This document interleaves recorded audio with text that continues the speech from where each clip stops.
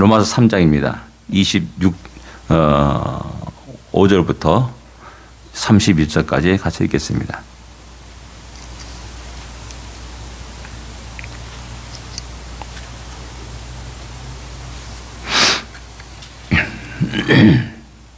(5절부터) 31절까지 말씀입니다. 로마서 3장 25절부터 31절까지 말씀입니다. 같이 읽겠습니다. 이 예수를 하나님이 그의 피로써 믿음으로 말미암는 화목제물로 세우셨으니 이는 하나님께서 길이 참으시는 중에 전에 지은 죄를 간과하심으로 자기의 의로우심을 나타내려 하심이니 곧 이때 자기의 의로우심을 나타내사 자기도 의로우시며 또한 예수 믿는 자를 의롭다 하려 하심이라. 그런즉 자랑할 때가 어디냐 있을 수 없느니라. 무슨 법으로냐 행위로냐 아니라 오직 믿음의 법으로니라. 그러므로 사람이 의롭다 하심을 얻는 것은 율법의 행위에 있지 않고 믿음으로 되는 줄 우리가 인정하노라. 하나님은 다만 유대인의 하나님이시냐 또한 이방인의 하나님은 아니시냐. 진실로 이방인의 하나님도 되시느니라. 할례자도 믿음으로 말미암아 또한 무할례자도 믿음으로 말미암아 의롭다 하실 하나님은 한 분이시니라. 그런즉 우리가 믿음으로 말미암아 율법을 파기하느냐 그럴 수 없느니라. 도리어 율법을 굳게 세우느니라. 아멘.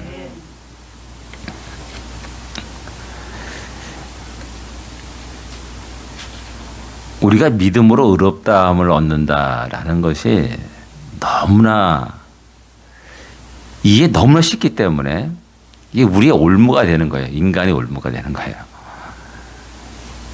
우리 인간의 이성으로는 도저히 용납이 안 되는 겁니다. 받아들일 수가 없는 겁니다. 그러니까 자꾸만 우리 인간은 우리의 인간의 행위로 자꾸 어떤 것을 하려고 발버둥치는 그런 모습을 보이게 되는 겁니다. 그래서 조금씩 은혜로 시작했고 성령으로 시작했다가 조금씩 율법으로 빠져나가는 그런 우리의 신앙생활을 쉽게 찾아볼 수가 있습니다. 24절에 하나님의 은혜로 값없이 의롭다함을 얻은 자 되었다라고 분명히 이야기합니다. 그리고 25절 넘어가면서 그의 피로 믿음으로 말미암는 화목제물로 세우셨다라고 말합니다. 화목제물이 되었다.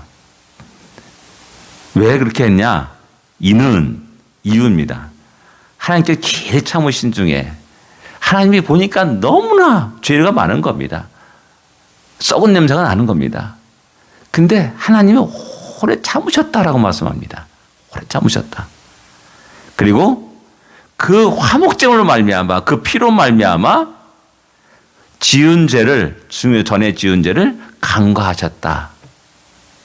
무시하셨다는 겁니다. 보면 너무나 질덩이에요. 그냥 썩은 내가 막 퍽퍽 내요. 시체 냄새가 나는 겁니다. 그럼에도 불구하고 화목제물이신 우리 주님이 계시기에 그냥 받아들이는 겁니다. 안아주시는 겁니다. 만나주시는 겁니다. 똥을 묻히고 있는데 똥냄새 막 퍽퍽 풍기는데 주님이 화목제물이 됐다는 그 사실이 얼마나 우리 하나님이 마음에 합당한 자가 되었냐라는 겁니다.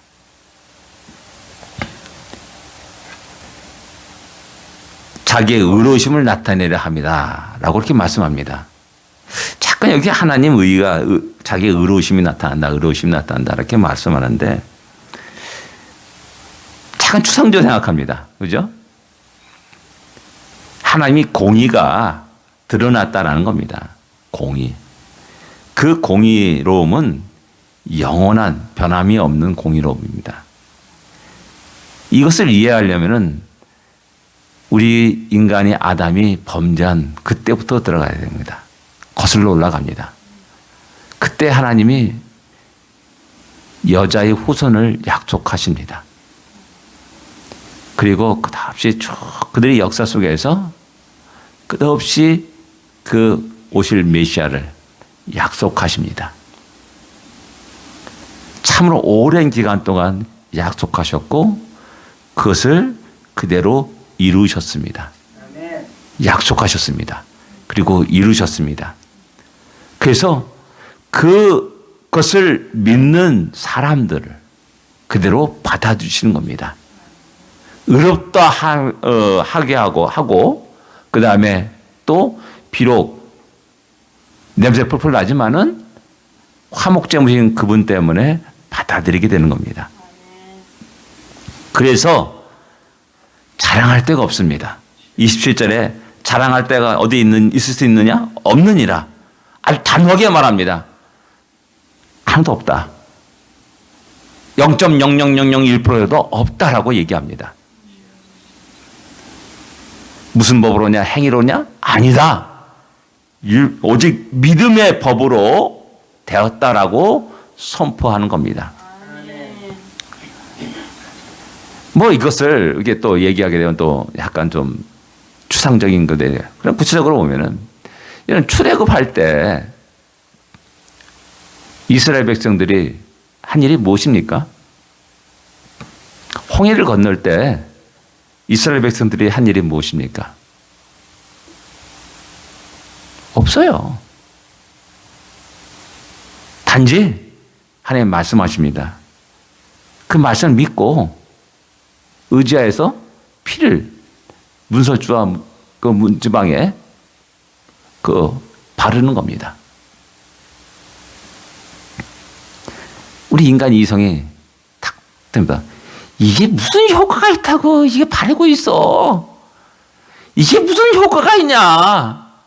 뭐 이 피 바른다고 죽음을 뭐 면하거나 야 그런 미신 같은 짓을 하지 마 라고 말하면서 칠하지 않습니다. 죽는 겁니다. 그러나 그 하나님의 약속을 믿고 그래 칠해 뭐는 거기는 강도 있습니다. 사기꾼도 있습니다. 다 죽음을 면했습니다. 뭐 너무 단순한 겁니다. 홍해를 건널 때 바다가 있습니다. 야, 나무 어디냐? 배 만들자. 열심히 그냥 도끼를 들고 나무 찍어가지고 뗏목을 만듭니다. 다 죽는 겁니다. 우리가 그런 짓을 하고 있거든요. 하나님 만드신 길이 있어요. 너무 멋진 길이 있어요. 탁 보니까 옆에 막 파도가 툭툭 치고 야 저기 갑자기 꽉 덮치면은 이거 어떻게 되겠냐 불안하다. 거기를 안 가요. 좀 더 안전하게 다리를 놓자 해가지고 열심히 나무 잘라가지고 배들 만들고 우리 난 다리 만들어 갈 거야. 다리를 열심히 만들어 갑니다. 다 죽는 겁니다. 왜? 뒤에서 애국 군대가 쳐들어오잖아요. 하나하나 잡아가는 겁니다. 그리고 앞으로 가다가 파도에 죽고 또 부실공사해가지고 쏟아져 죽기도 하고 그러면서 계속 만들어갑니다. 이게 인간의 역사입니다. 이게 하나님이 그런 것에 대해서 허물어 버리십니다. 근데 또 인간은 의지가 있지 않습니까? 그래 도전한다. 또 다시 도전합니다. 일어나서 다시 짓습니다. 또 콱 하나님이 무너뜨립니다. 다시 일어나서 또 도전합니다. 10.8기다.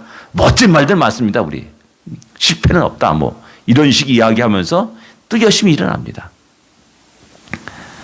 제가 한 가다가 이렇게 개미굴을 이렇게 봅니다. 이렇게 쌓여있지 않습니까? 그럼 막 틀어놓습니다. 그럼 이게 날벼락이냐고 개미들은 한번 생각하면서 난리칠 거 막 수백 마리 왔다 갔다 합니다. 그리고 그 다음날 보면 다시 또 이렇게 부득하게 또 올라왔어요. 난 또 장난기계 써가지고 또 확 칩니다. 그러면 전쟁터입니다. 와, 움직이면서 거기에 자기 알들 막 움직이고 놓고 옮기고 막 뭐 난리 치죠. 이게 웬 거냐 뭐 개미 입장에서 보면 난리 칠 겁니다. 이거 뭐 날벼락이다. 우리가 살아가는 모습이 그거 같지 않나 생각합니다. 하나님이 너무나 좋은 길을 만드셨어요. 우리의 살 길은 너희 살 길은 이거밖에 없어. 이걸 통해야 돼라고 말씀하십니다. 자꾸만 우리 인간의 이성이 그건 좀 부족한 것 같아. 뭐 요것 정도는 하나 더 첨가해야지. 또 시간 되면 또 하나를 첨가하고 또 하나를 첨가하고 또 하나를 첨가하고 그 첨가한 것이 우리를 짓눌러 버리는 겁니다. 그래서 구워놓는 것이 너무나 힘들게 되는 겁니다. 근데 옆에 딱 보니까 너무나 쉬운, 너무 어처구니 없이 너무 쉬운 거예요. 그 길을 가는 거죠. 그 이야기를 지금 사도 바울이 로마 교회 성도들에게 이야기하고 있는 겁니다. 하나님은 유대인의 하나님이냐? 이방인의 하나님도 되시느니라. 출애굽할 때 이스라엘 백성들만 나왔습니까? 아니었습니다. 섞여 사는 이방인들도 있었습니다. 뭐 좀 친한 친구들이 우리 같이 갈까? 이스라엘 친구들이 있지 않습니까? 같이 가자. 하나님 우리 이렇게 복을 주실 거야. 문지방에 문설주에 피를 바러 괜찮아. 그럼 살 수 있어. 라고 말하는 겁니다. 그래서 그래? 해보지 뭐. 해가지고 아무 생각 없이 그래 해보지 한번 해가지고 했어요. 그래 사는 거예요 진짜. 가족이 안전한 거예요. 그래서 나오는 겁니다. 그래서 이방인도 함께 나왔어요. 홍해를 건너 이스라엘 백성만 건넜습니까? 아니에요. 이방인도 함께 건넜어요. 우리는 착각하는 겁니다. 이스라엘 백성만 건넜다고. 이스라엘 백성은 구원받았다고 착각하는 겁니다. 아니에요. 그 말씀을 믿고 의지한 자들은 전부 다 살았어요. 재앙을 내릴 때, 메뚜기 우박 재앙을 내릴 때 경고를 합니다. 우박이 내린다. 들판에 있는 너 다 죽는다. 경고를 내렸어 미리. 이집트 귀족들이 보니까 그 말 듣고 지금까지 다 되었거든 말대로. 이거 안 되겠구나. 진짜이겠다. 그래 어떤 사람은 그 말 듣고 가축을 전부 다 집안으로 들인 겁니다. 그리고 어떤 사람은 어떻게 우박이 내려서 사람을 죽이고 어떻게 사람이 가축 소를 죽이고 양을 죽이냐. 뭐 이렇게 생각하는 사람이 있어요. 참 이상적인 사람 아니에요. 내가 죽을 정도로 맞을 정도 그 우박은 최소한도 주먹만한 그 이만한 야구공만한 그런 정도의 우박일 거 이게 되는데 지금 우리 이집트 역사에 그런 우박이 내린 적이 없어. 사막 아니냐. 비가 내리는 것도 굉장히 희귀한 일인데 어떻게 우박이 내리냐. 다 인간의 이성이 탁 돌아가는 겁니다. 과학적이고 함정인 생각이 팍 돌아가는 겁니다. 전능하신 하나님을 모르는 겁니다. 천하 만물을 창조하시고 다스려 나가고 이끌어 가시는 그 하나님의 전지전능하심을 인정하지 않는 겁니다. 뭐 마른 하늘에 벼락 치는 거 쉽지 않습니까? 하나의 능력과 권능 안에는 그런 모든 것이 가능한 거죠. 그냥 그 약속대로 말씀대로 우박을 때립니다. 그 믿은 자들은 아무 손해 없이 다 유지할 수 있었고 믿지 않은 자들은 믿지 않는 대로 그대로 다 망하게 되고 죽음을 당하고 손해를 입게 되는 겁니다. 똑같습니다. 우리의 믿음이 가면서 하나님의 말씀과 약속을 더욱더 풍성히 믿고 의지하며 살아가는 사람이 있는 반면에 자꾸만 인간의 이성이 작동하여서 그게 어디 그럴 수가 있느냐. 자꾸만 율법의 길로 한 걸음 한 걸음 나가는 그런 경우가 많이 있다는 겁니다. 유대교가 그런 길을 걸어게 된 겁니다. 사도 바울이 그 사실을 보고 그렇게 안타까워하면서 유대인들에서 이야기하는 겁니다. 구약 성경을 읽어보니까는 모든 것이 하나님의 은혜였습니다. 내 힘과 공로가 아니라 믿음으로 그 말씀을 믿고 의지하면서 움직인 겁니다. 그러니까 살았고 구원받았습니다. 이 사실을 번쩍 알고 난 이후에 보니까 유대인들이 너무나 첨가시킨 율법이 너무 많은 겁니다. 하나 역사의 흐름에 따라 점점 많아지는 겁니다. 이게 아니구나. 그 신랄하게 율법에 대해서, 율법으로 구원받는 것에 대해서, 행위에 대해서 그렇게 신랄하게 질타하고 있는 겁니다. 왜? 자기가 구원받은 것이 그렇거든요. 나는 아무 공로 없었어요. 자신은 아무도 공로 없었어요. 오히려 교회를 핍박하려고 달려갔던 사람입니다. 그럼에도 불구하고 하나님이, 주님이 찾아오셨어요. 그리고 자기를 꼬꾸라뜨립니다. 그리고 새롭게 빚어가시죠. 그 사실을 알고 있는 사도 바울은 나의 나됨은 하나님 은혜다 라고 고백하면서 그 은혜를 그렇게 이야기하는 겁니다. 우리도 그 은혜 속에서 기쁨과 감사 속에서 늘 살아갈 수 있기를 원합니다. 또 마지막에 이제 31절입니다. 그런즉 우리가 믿음으로 말미암아 율법을 파기하느냐? 그럴 수 없느니라. 도리어 율법을 굳게 세우느니라. 이 말씀 어떻게 이해합니까? 세상 사람들이 다 그랬습니다. 야, 사도 바울은 유대인들이 했죠. 율법을 파기하는 자다 라고 말했습니다. 또 예수님을 향하여서도 그런 똑같은 얘기를 합니다. 그래서 주님 말합니다. 난 율법을 완전케 하기 위해서 왔다 라고 말씀합니다. 완성시키기 위해서. 1.1획도 떨어지지 않는다. 천지는 없어지나 1.1획도 떨어지지 않는다 라고 주님이 분명히 말씀하십니다.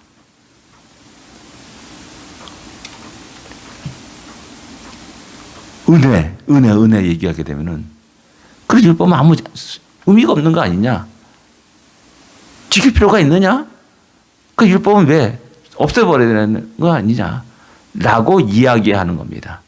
그래서 사도 바울과 예수님을 율법 파기자라 라면서 맹공격을 퍼붓습니다. 유대교가 가장 중요시 게 뭡니까? 모세오경 토라입니다. 성경 모세오경을 중심으로 계속 이제 그거의 해석이 나올 수 있습니다. 역사 해석이고 또 우리의 감정의 고백이고 뭐 그런 겁니다. 그래서 가장 중요하게 여기고요. 그 율법을 아주 생명처럼 지켜나가려고 합니다. 근데 느닷없이 사도 바울이 은혜다. 율법의 행위가 아니다. 은혜다. 막 얘기하니까 넌 율법 파기자다. 라고 하면서 비난을 퍼붓는 거죠. 그러면서 이제 계속해서 강력하게 말하는 것은 아니다.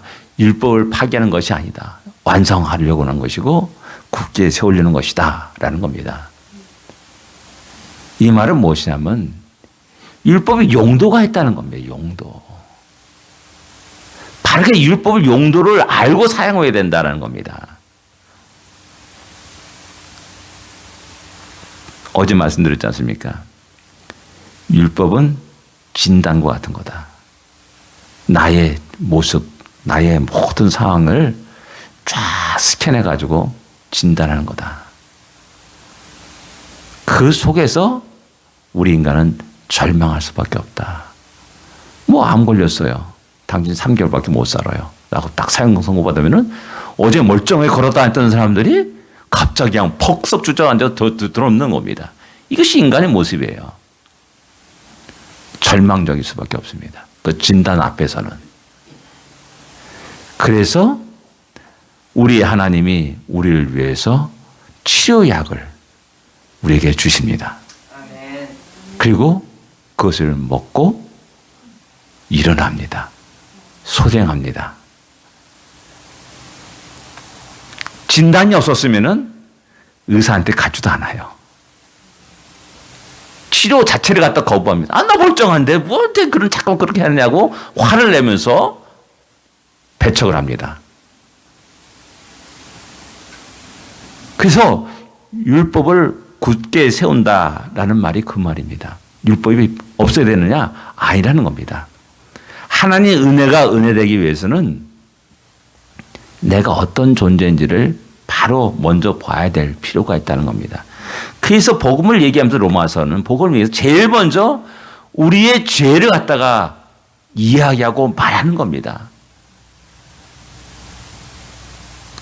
하나님을 거부하고 하나님은 고의로 우상 만들어버리고 피조물을 섬기고 하나님의 뜻과 목적에 따라서 사람 남녀가 사랑하고 사용하는 것이 아니라 전혀 다르게 창조 질서에 맞춰게 그것을 이뤄나가는 그런 모습을 보면서 지적하고 얘기하고 있는 것이죠. 그래서 그 속에서 하나님의 은혜가 얼마나 크고 놀라운지를 우리에게 말씀하는 겁니다. 그래서 율법과 복음이 율법은 없애야 된다라는 것이 아니라 은혜가 은혜되기 위해서는 우리의 상태를 바로 알 필요가 있다. 그것이 역할이 뭐냐? 율법이다라는 겁니다. 율법은 나의 죄를 깨닫게 합니다. 내가 어떤 존재인지 깨닫게 하죠. 그래서 나는 영원히 하나님의 무서운 진노와 심판에 이른 존재라는 사실을 알게 됩니다. 내가 어찌할꼬 탄식하면서 주님을 바라봅니다. 그때 내가 사는 것을 갖다가 알게 됩니다. 광야에서 뱀이 장대에 달린 것처럼 그것을 본자마자 사는 것처럼 내가 어찌할꼬 하면서 턱 눈을 들어 주님을 바라보니까 내가 살아가는 겁니다. 나의 자랑과 공로는 하나도 없습니다. 오직 주님의 은혜입니다. 그 은혜로 오늘도 우리가 살게 되는 겁니다. 기도하겠습니다.